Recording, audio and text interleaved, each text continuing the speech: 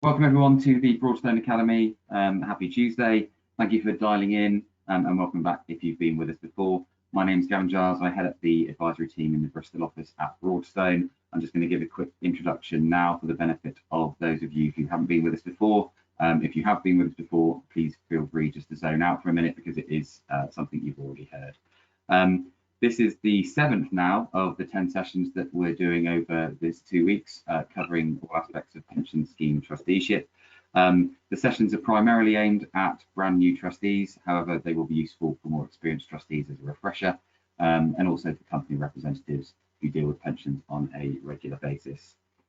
We last ran the sessions back in November last year, and the material we're covering is the same. However, we do have a new session at the end of this week on pension scams, so please do look out for that. The sessions aim to cover the indicative syllabus that was published by the pensions regulator alongside its code of practice number 7 on trustee knowledge and understanding. That code of practice can be found on the regulator's website, and we would encourage all trustees to familiarise themselves with it. All codes of practice are actually under review at the moment, but we don't think the substantive points of that code of practice are going to change. And what it does is it sets out the guidance from the regulator to trustees on how they can meet their requirement under the law to have a certain minimum level of knowledge understanding when undertaking their duties. It was brought in by the 2004 Pensions Act, and specifically, trustees must have knowledge and understanding of the law relating to pensions and trusts and the principles relating to the funding of occupational pension schemes and the investment of scheme assets. Trustees must also be conversant with their own scheme documents. If you're a lay trustee, you have a period of grace of 6 months to get up to speed, and if you dial into all of our sessions, that should give you the minimum level of knowledge that you need to meet those requirements. And you can underpin that learning by signing up to the regulator's trustee toolkit, and that's online, and it's modular, so you can pick it up and put it down whenever you want to. It acts as a really good audit trail for the learning that you have done, and also it's updated every now and again as well, so you can keep your learning current. Today's session is a bit of a change from what we've been looking at before. So we've got a session today on DC pension schemes. As ever, please feel free to ask questions as we go. Just type them into the questions box. I'll be in the background and looking out for them. And if I spot an opportune moment, I'll interrupt the speaker to ask them. Otherwise, there should be time at the end to go through them. The recordings will be made available once the 2 weeks is up. So look out for those. So otherwise, without further ado, I'll hand over to our speaker today, Simon, to introduce himself and take us through the session. I'll make myself disappear and I'll be back at the end. Thank you. Thanks, Gavin, and thank you everybody for calling into this webinar this morning. As Gavin said, my name's Simon Pickerell. I've got just around 25 years of working on pretty much all types of pensions and benefits in the UK, and specific experience of running DC trustee governance programs as well. So I'll switch my camera off so we can all see the slides. And yeah, so for the next sort of 45-50 minutes, I'll run through some slides covering things like how defined contributions schemes work. Just make sure this slide moves over. There you go. So how defined DC schemes work in practice, what the regulatory environment is for DC schemes, what trustees' responsibilities are for trustee schemes, and some of the challenges that you as trustees have now, and some of the challenges that are coming around the corner. I'll touch on those as well. So before we dive into how they work, a quick look at where DC scheme provision, trust-based DC scheme provision, sits in the wider UK pensions landscape. So this is a 2020 snapshot from the pensions regulator, and from that you can see in the third column that trust DC schemes have been pretty important over the years in UK pension provision. By some distance, the most commonly used pension scheme structure.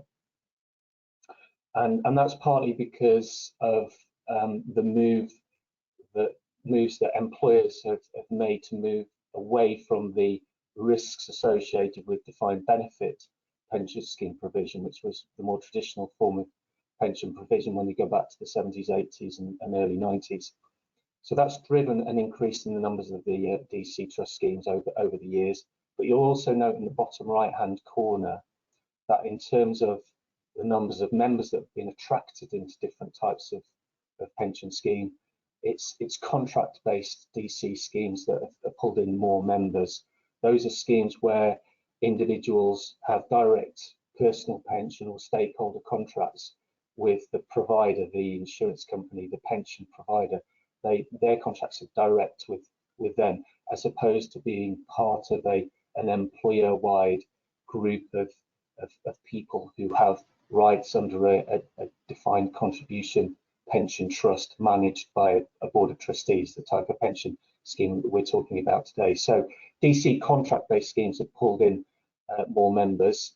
And if we look at the next slide, then we can see a couple of trends which have sat behind those numbers, and also the increase in membership of contract-based schemes as well. So on the left-hand slide, the top slice, that big purple bar, is schemes with over 5,000 members. And you can see a dramatic increase starting really in 2015 in the numbers of people that were in DC trust schemes.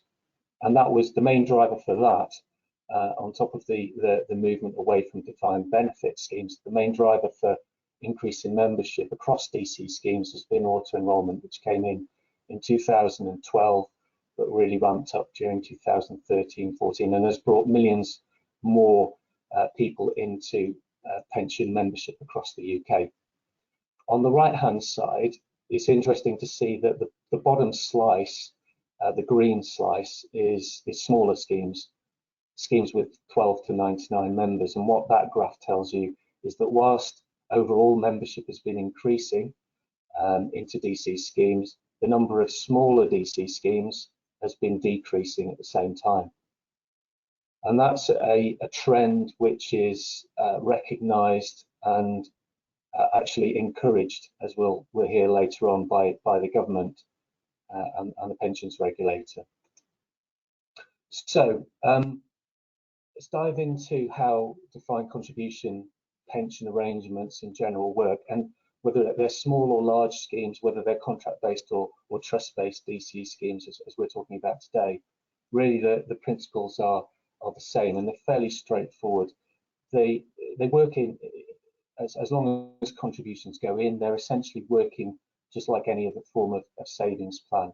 You have member contributions going in, you have employer contributions going into a member's fund. That member's fund rises and falls depending on how it's invested. Charges are taken out by the fund managers that are used by that fund, and very often by the administrators of the fund as well. And ultimately, that fund is the pot that members need to use in order to provide cash and income benefits when they come to retirement, when they start transitioning out of work into life after work. So it operates up until the point where the member's taking money out. Then it operates very much like any other savings plan would do. Two key differences. Firstly, the tax treatment, which I'll cover in a moment, and secondly, the restrictions that are put on the use of these funds, how and when members can actually take money out of these funds. And I'll cover that in a few slides' time when we talk more about members' options at retirement under DC schemes. But back to the tax difference, as it says on the slide, contributions are non-taxable, or put another way, members and employers get tax relief on them. And members get tax relief at their highest marginal rate. So £100 being paid in to a member's fund actually costs a 20% basic rate taxpayer only £80. The other £20 is the tax relief that effectively comes from the government. That £100 contribution for a 40% higher rate taxpayer would only cost them £60. They'd get their 40% tax relief that way. There are a couple of different mechanisms for that tax relief being provided, but essentially, as far as the member is concerned, the net cost is the total contribution less the tax relief that they get. And employers get tax relief by the corporation tax system as well, with contributions that they put in. So the level one of the tax incentive for a DC pension is on the contributions. Level 2 is on the growth in the members' funds. In many other types of savings plan, the savings plan holder would potentially pay capital gains tax on the growth that they make in their fund. Under pensions, it's almost entirely tax-free. So that's level 2 of the tax regime, of the tax incentive. The trade-off is that the benefits, when the individual comes to take cash and income out of their pot, then they are mostly taxable. They're mostly taxable. So as I mentioned a few minutes ago, one of the drivers towards more and more people being in DC defined contribution arrangements are the moves from employers to push away the risks associated with pensions provision. And under defined contribution arrangements, then the members take on pretty much all the risks. And those main risks, and it's important as a trustee to recognise them because it's part of your duty to protect members against those risks and promote their interests. So what are the main risks? Well, not enough money going into the fund to build up a big enough pot to provide a decent enough pension in retirement. Too much coming out in terms of charges from the members' fund. Investment returns not being sufficiently strong enough to push the funds up, or being too volatile at a point where members are actually looking to take money out, which could be at retirement, but equally it could be on death, or it could be if they're transferring out as well. So volatile investment returns are something to be monitored and managed as well. Another big risk is improving longevity, like increasing life expectancy. The longer we live, the more we have to stretch, the longer we have to stretch our DC pots out over, and that means lower levels of income, or else we run out of money before we die. And finally, inflation.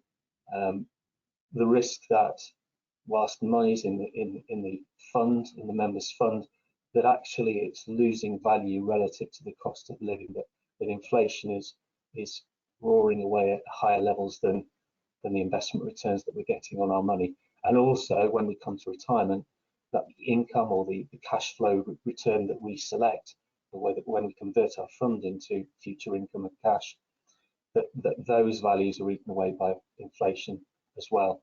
I could argue as well that a big risk that overlays all of these is the members' lack of understanding. The members not understanding the way that they can influence their DC pot when they're making decisions about contributions, about investments, and how they actually use the fund. We'll come to those as we go through. So up until the point at which the individual wants to take their money out, it's working like a tax incentivized savings plan. Incentivized obviously to encourage people to put money away, so they're not reliant so much on the state in retirement. When we come to retirement, there's a couple of things we need to take into account. First of all, one is that there is a minimum pension age. There's a scheme retirement age that will be written into your trust deed and rules. Very often it's around 65. Some schemes have chosen to try and link it to state pension age, which is a bit of a challenge because that's on a sliding scale. But notwithstanding that, members can access their funds before a scheme retirement age, but subject to a minimum pension age. And that minimum pension age is currently 55. It's on track to be increased to 57 by 2028. But from as we stand right now, a 55-year-old could actually take money out of their pension pot, their DC pension pot. As I said, most of their fund, when they come to take it, is taxable, but there is an element, usually a 25% element, which they can take tax-free as a cash sum. It is possible if you've got members with longer service who've accrued benefits under previous tax regimes and legislation regimes, it's possible that you might find members have got a bit more than 25% entitlement to tax-free cash, but 25% is the usual sum. That's the minimum these days. So They can take 25% of their fund as cash, but then the rest of it, the 75% of it, they have options. This is one of the big advantages that DC funds have over defined benefit pension arrangements, the fact that there's flexibility as to how you can convert your fund, your pot, into cash and income. So let's assume they've taken the tax-free cash, 25%. In simple terms, there are 4 options. One, which has been used historically for many years, is to buy an annuity, essentially to swap the fund for a guaranteed level of income, and we'll dive into that one in the next slide in more detail. Or you can leave the fund invested and just draw down from it, draw a level of income down from it, a flexible, adjustable level of income under Flexi Access drawdown. So you could choose to take 5% of your fund this year, 2% the next, nothing the year after, halfway through the year after that, choose 10%, etc. You have control over how quickly you take income from the fund and you leave it invested. You could take the whole lot as cash, the whole pension pot. As I said though, if it's 75% of your pot, then that you're using that for, or if you're taking the whole pot, then only 25% of it will be tax-free. That other 75% will be added to your income in the year that you take it, and you'll be taxed as if it were income based on your highest marginal rate of income tax. And the big catch there is that imagine you've got, say, an £80,000 fund, and you take your £20,000 tax-free cash out, you're still left with £60,000. You take that and you're earning, say, £30,000, perhaps you're still earning or still in work. You take that 60,000 and you add it onto your £30,000 salary, you've now got £90,000 worth of income. As far as the revenue is concerned, you pay 40% on that element of your pension pot. And that's something that a lot of people have not been aware of when they've encashed pots in the past. To some extent, to get around that or to allow them a bit more flexibility, there's also this 4th option of taking chunks of cash in sums, in a series of cash lump sums. So not all at once, but maybe spread out over 2, 3, 4 years or whatever you want. And it's possible that your scheme has the administration platform in order to offer access to all of these last 3 options: the Flexi Access drawdown, the full encashment of the series of cash sums. But some schemes won't at this stage offer these facilities in-house, and the individual might have to transfer out to actually use Flexi Access or full encashment or series of cash lump sums. In any event, they're likely to have to transfer out to buy an annuity. So if we dive into the annuities in a bit more detail first, before coming back to those more flexible options.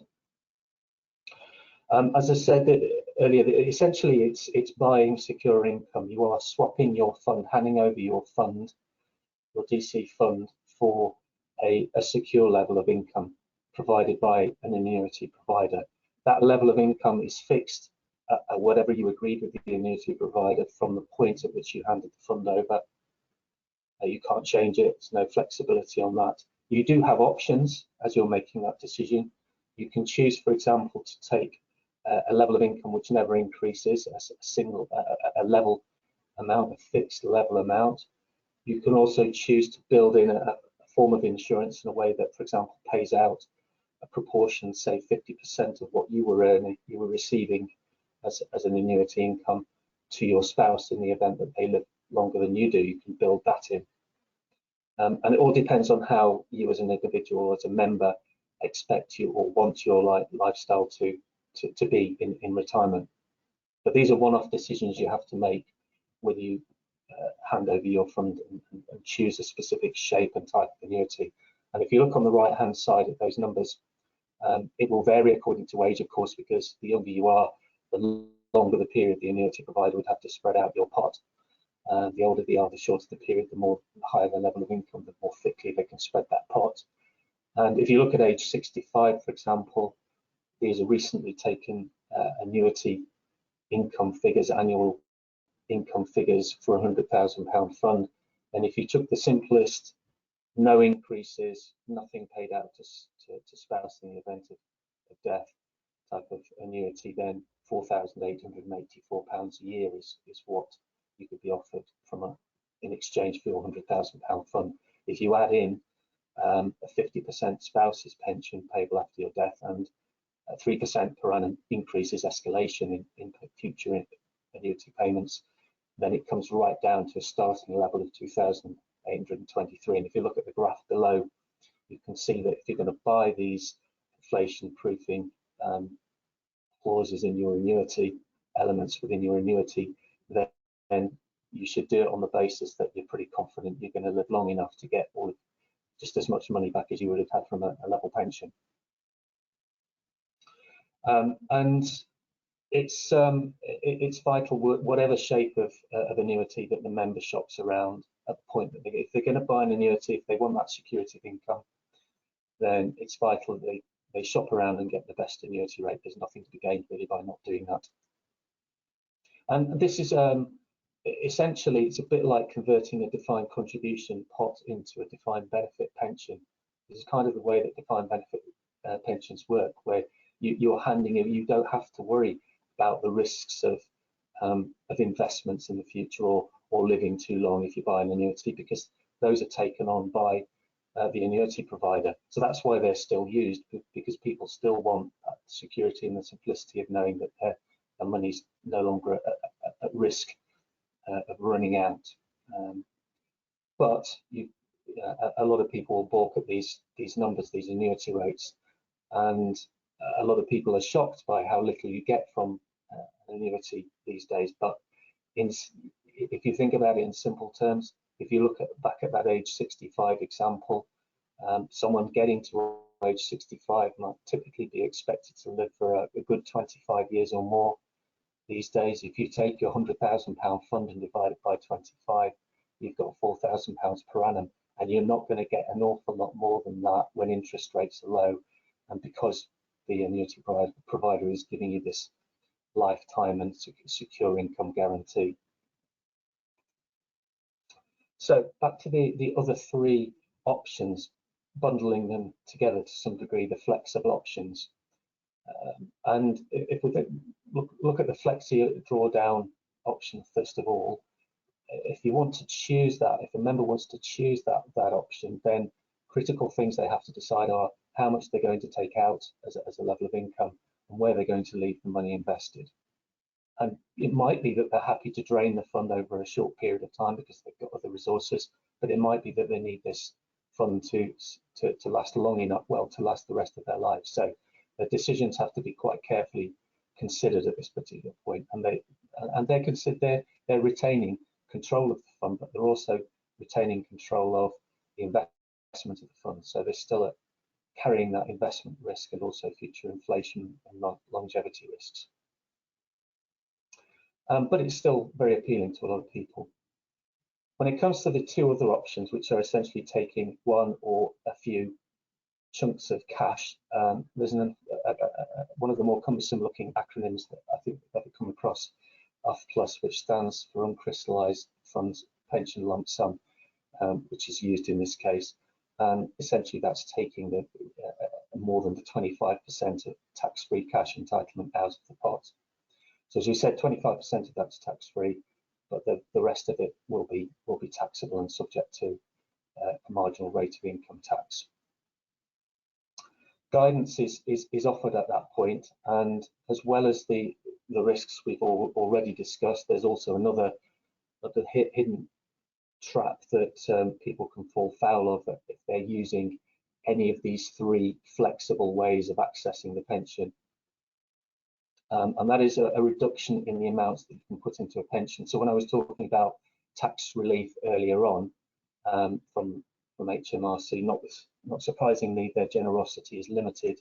Most people in employment can pay £40,000 a year in total, including employer contributions into pension funds, and receive tax relief, as I described earlier, on those contributions.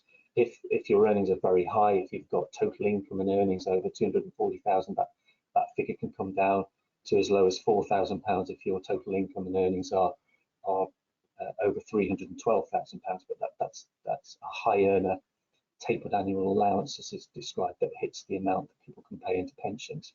In this circumstance, what happens is that if you use one of these 3 flexible ways of accessing your pension, then the annual allowance comes down immediately to £4,000. And if you're fully retired and you're not earning any more money and you're not putting any more money into pensions, maybe not a problem. But if you've accessed a small pot in your late 50s because you could, to pay a bill or just to spend it, then you would have triggered a reduction in the amount that you can pay into your pension going forward, and that could hit you if you're still looking to continue saving and still looking to continue in employment for a while yet.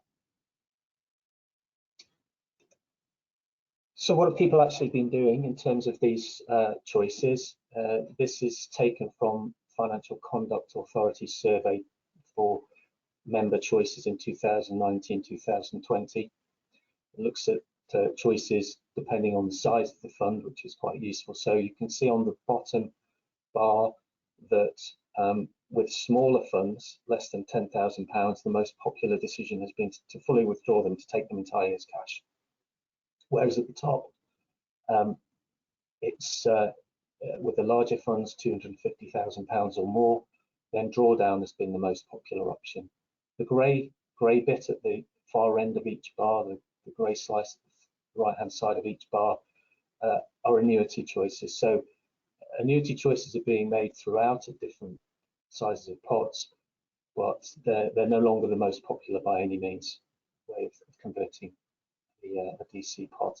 And that's a challenge for trustees, because the use of the defined contribution pot is there are clearly risks attached to it, but also, as we'll see later on, ideally you want to design investment strategies for members and provide investment strategies for members which give them put them in the right position for the way that they're going to use their money when they actually get to retirement. And the fact of the matter is, it depends on a lot of personal circumstances and personal understanding of what their options are, what the pros and cons are. But it's one of the areas that it's recognised that there's a lot of risk from a member perspective, and so it's one of the areas that has a lot of focus on when it comes to governance and what trustees are doing to help members, which is what we're going to talk about next. The ways that the DC pension schemes are regulated and the ways that trustee responsibilities are defined and described. And in first instance, under trust law, it's useful to understand that essentially as a trustee, your job is to hold and manage assets for the benefits of your beneficiaries, which may not just be the people that are paying in to the fund, but also their dependents as well, spouses and dependents.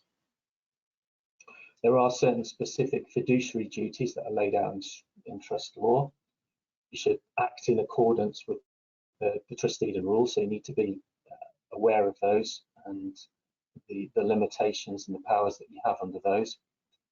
You need to act in accordance with the purpose of the trust to ensure that beneficiaries receive what they've been promised, to act impartially between all beneficiaries, different types of beneficiaries that you'll find within the scheme, and act prudently, responsibly and honestly. There are numerous other layers of legislation that apply to the way that trustees are required to act, and it's the pensions regulator's job to monitor trustees' compliance with legislation, and also to provide guidance on how trustees should comply with that legislation. As Gavin mentioned earlier on, the key parts of their guidance to trustees is in their codes of practice.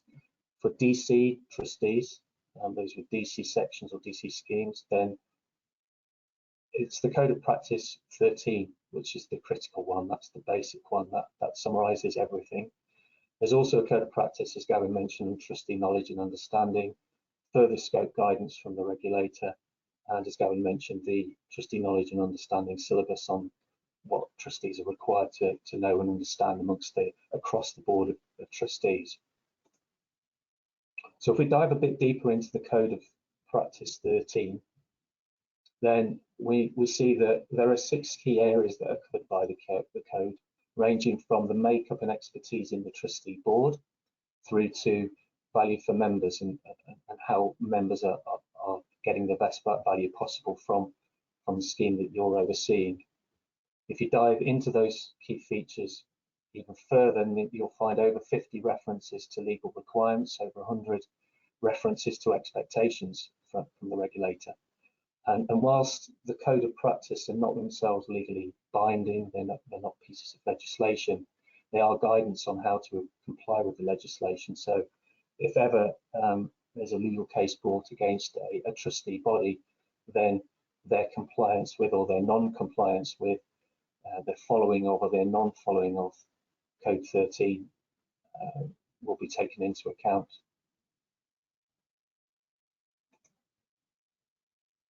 So we'll come back to a couple of the key areas in a moment, but one of the legal requirements on a trustee board is firstly to provide an annual set of report and accounts, reporting on the changes in the scheme over the last 12 months. Trustees have to appoint a chair, and that chair has to provide an annual report, governance report, which is added on to the annual report and accounts, which is a report on the scheme's performance and the trustees' performance over the last 12 months. It's designed to be, it should be written for members to get more information on how their scheme is being run and also on the investment options and charges. There's also a requirement on trustees to provide a separate scheme return to the regulator. And the regulator is very keen on both these chair statements and scheme returns, very hot on them indeed. They're minimum requirements. They will fine trustees for non-compliance in these areas.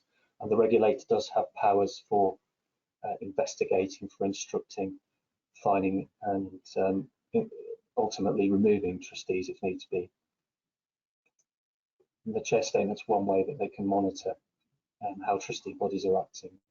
So one of the key areas was communications, and obviously there's an overlap with the chair statement there, which is designed to be for members, so it should be ideally written in understandable plain English, clearly timely, and all aspects of communication. It's trustees' duty to ensure are timely and provide there are certain legal requirements in terms of disclosures that have to be sent out.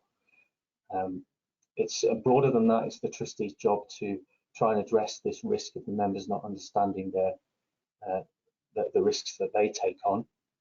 And pension scams is a topical area at the moment. So there's a new module on the trustees toolkit that Gavin mentioned that we should all go on and go through and recognise the threats and check how our schemes are protecting members against the dangers, the risks of pension scams.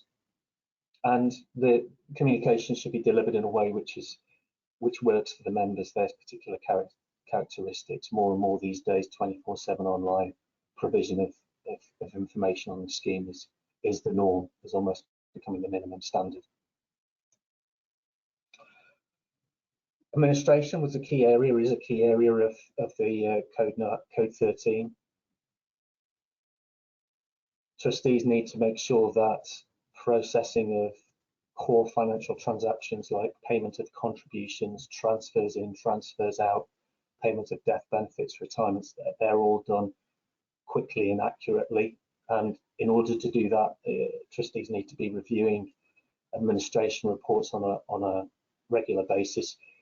You almost certainly have outsourced the administration. Most schemes will outsource the administration to third-party specialists, but it's still a trustee duty. So it's still on the trustees to hold the administrators to account and make sure that they are providing the level of administration that the members deserve. So checking service level agreements, for example, is kind of a minimum requirement.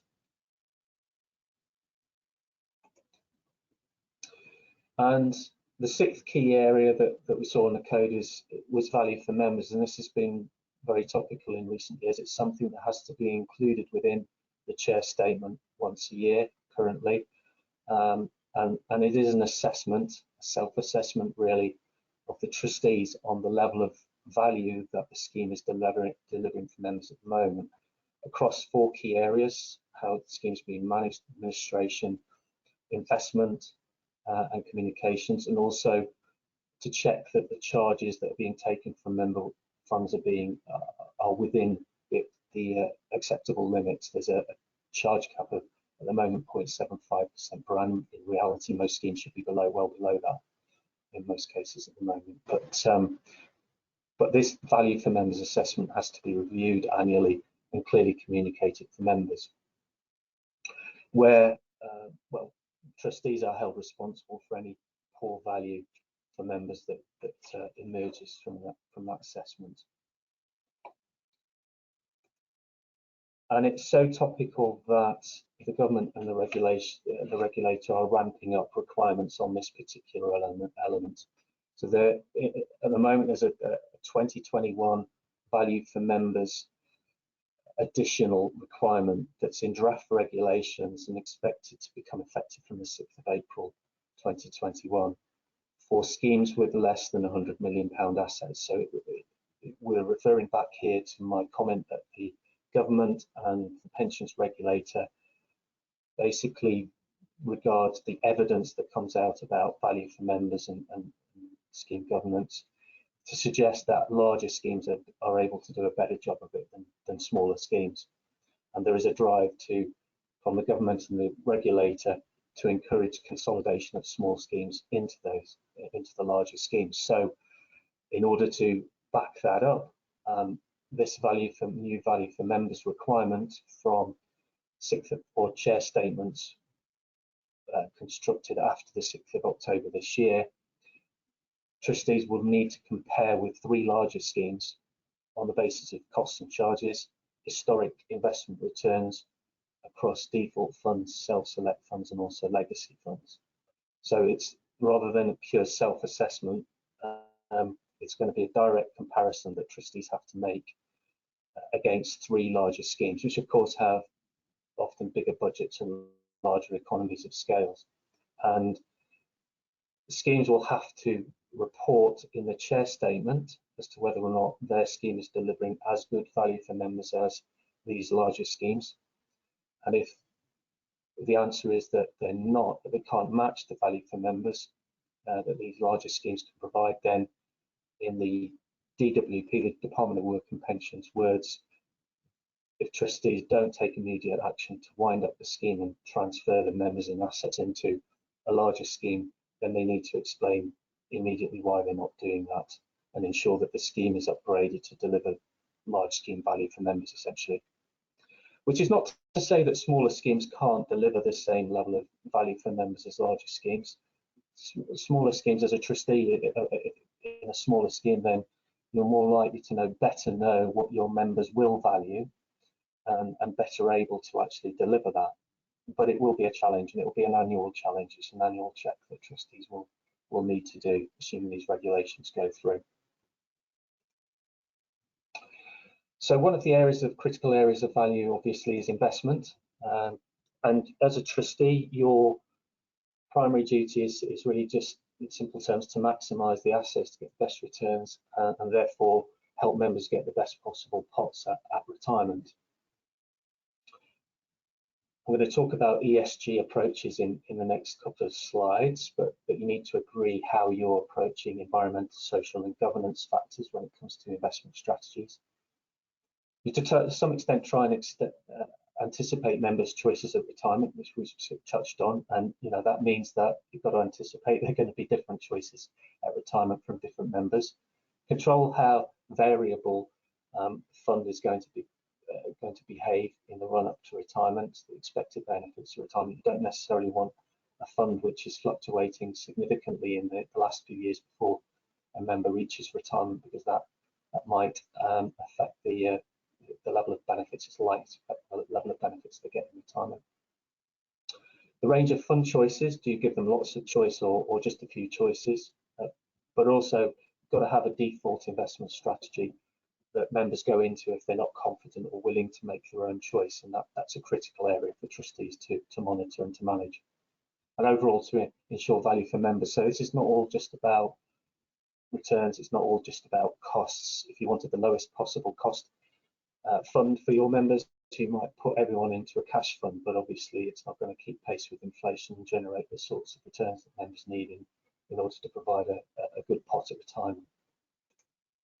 So I mentioned environmental, social and governance considerations. This is getting more and more attention from governments and regulators now, and the requirements are coming heavier on trustees. So first of all, you need to look at where the money is being invested in terms of environmental factors. So is a business that your fund managers are investing in, you're investing in, is that well placed in order to take advantage of climate change, or is its business model vulnerable to reductions in carbon emissions, for example? How is that going to affect its long-term returns? Is a business that you're investing in, a company that you're investing in, is the way that they treat their people or their suppliers, people or their customers, is that going to impact positively or negatively on their future returns?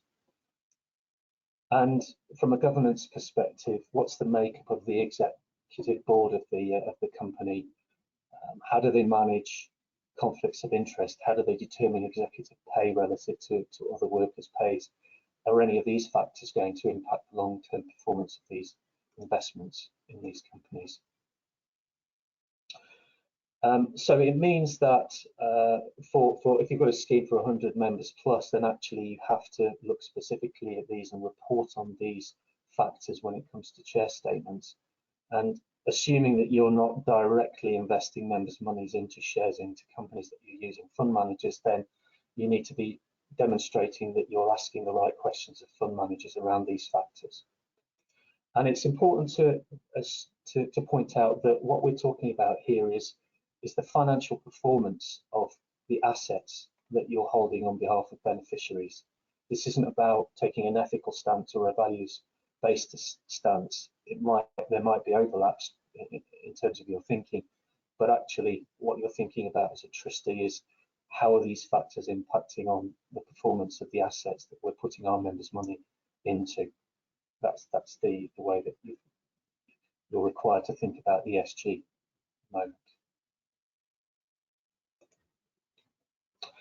So I mentioned default strategies, and they are very important to most members. As we'll see, typically more than 90% of members put their money into default strategies or choose not to put it anywhere else, to be more accurate. And lifestyling is a term that's used quite a lot in default strategies and in trustees setting investment strategies. It's recognizing that in the early years, you need to give members the chance to get the best possible return, so members can afford to take higher levels of risks in pursuit of higher returns. So in the growth stage of a lifestyle investment strategy, typically most of the money will be invested in equities or high risk investments of that nature. But as people get closer to retirement, then they may want less volatility in their fund. They get closer to the point at which they like to take their benefits, then less of the ups and downs is probably more desirable.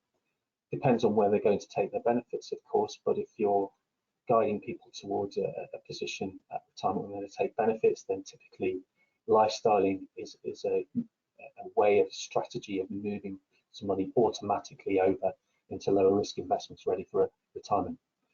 It's mechanistic, it's pre-programmed, so during the growth to consolidation phase, then that's month by month, an element of the members' fund will be switched over as they get closer to their expected retirement date. And in the last few years before they hit their expected retirement date, then money is being positioned perhaps for 25% to be in cash, so the individual can take that if he's ready to take that element, and the rest of it, well, perhaps ready for drawdown or annuity or a compromise between the two.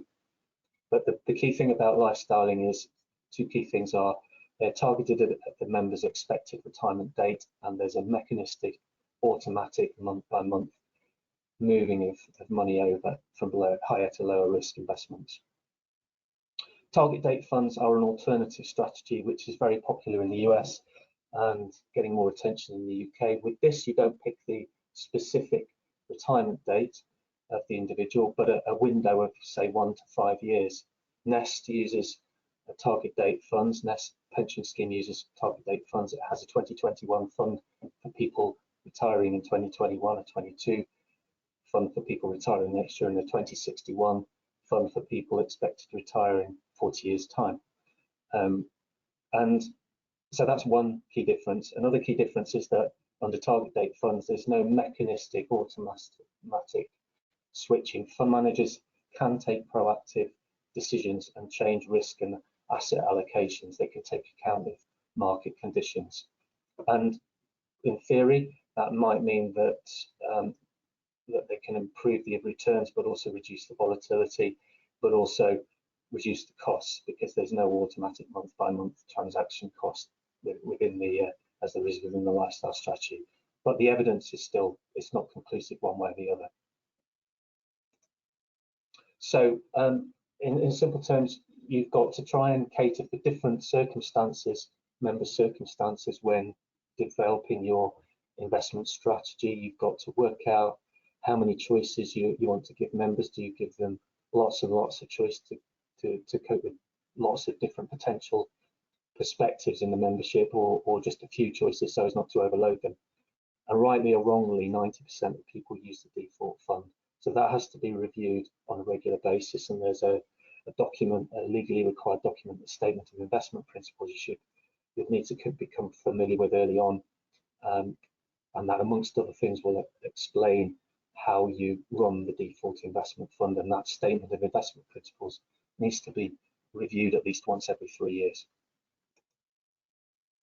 So finally, for the last couple of slides, I just want to touch on a couple of slides from the Pensions, Life and Savings Association. Overall, you could argue that your job as a trustee is to help people achieve the best possible retirement outcomes, but the perennial question is, what is that, and what's enough, and how much do we need to accumulate and have in retirement? And it's obviously a very personal sort of answer to that has to be found for each individual, and there's a limit to what trustees can do, but it's useful to see some form of benchmarks when looking at the fund values that your members have got in your scheme. So these were pulled together a couple of years ago as rough benchmarks by the PLSA. It's as I say, is a well-respected independent body in the pensions industry, and they reckoned that at the minimum living standard could be supported by an income of 10,200 a year. But as you see, that means no car, £10 birthday presents, £38 food shops. It says that it covers all your needs with some leftover fun, but probably very cheap fun, I would expect. A moderate living standard, 20,000, just over £20,000 a year, sufficient to enable you to replace a 3-year-old car every 10 years, change your car every 10 years, a bit more on shopping. Looks reasonably comfortable there, but a fully comfortable living standard at £33,000 a year, giving you 3 weeks in Europe as a holiday, for example, much more financial freedom and flexibilities. What do you need in order to provide these levels of income? Well, taking into account state pension, so there's a key point. They're assuming, they make a number of assumptions, including that there are no housing costs for that individual, which is makes a big difference, but also that the individual is receiving their state pension. So in other words, they're waiting till 66, 67, or later than that, depending on their age now these days. They're receiving their state pension, and that's a significant part, clearly, of someone on minimum income standards. So they only need nearly £30,000 to provide the additional 1,433 a year to top up to a minimum standard of income. At the other end of the scale, someone who's aspiring to having a comfortable lifestyle needs something more approaching £500,000 a year, and that's using probably quite an optimistic 5% annuity rate on there. So that's covered everything that I wanted to cover in this this presentation. Quite a few areas covered. I hope that was of interest to everybody, and now we've got some time for questions. Thank you, Simon. No questions have come in, so that was you know, really good, really comprehensive overview of the DC trust-based world. Yeah, no questions have come in, so I think we'll probably wrap up there. Thank you again, and thank you to oh, sorry, we just have got one quick question that's just come in from Megan, and that's, what's the difference between flexible access drawdown and F+ and personalised funds? Under flexible access drawdown, you'd be saying I want to take a regular level of income, whereas under F+, you're saying, instead of saying I want to take, say, £500 or 5% of my pot, I'm saying I want to take £10,000 of my £50,000 pot. Does that answer the question? They're both taxable in well, with the F+ element, you've got a 25% tax-free element, and the rest is taxable. Whereas with the flexible access drawdown, then that will be added to your income. Maybe that's where the question's from. Yeah. Okay. Yeah. So you'd normally sort of take the flexi access drawdown after you've taken a one-off lump sum at the start, potentially. Yes. Yeah. Yeah. Okay. Great. Well, thank you for that. Thanks for everyone for dialing in. Hope you found that interesting and informative. We're sort of on the homeward stretch now. If you're dialing into all of these sessions, we've got 3 remaining. The one tomorrow is our final one on investment. So we've looked at the nuts and bolts of investment and also sort of how you set an investment strategy. Tomorrow's will be on how you would then implement that strategy once you've decided which strategy is for you. So please do join us for that. It's 11 o'clock again tomorrow. Otherwise, I will wish you good afternoons, everyone, and hope to see you again tomorrow. Thank you. Bye.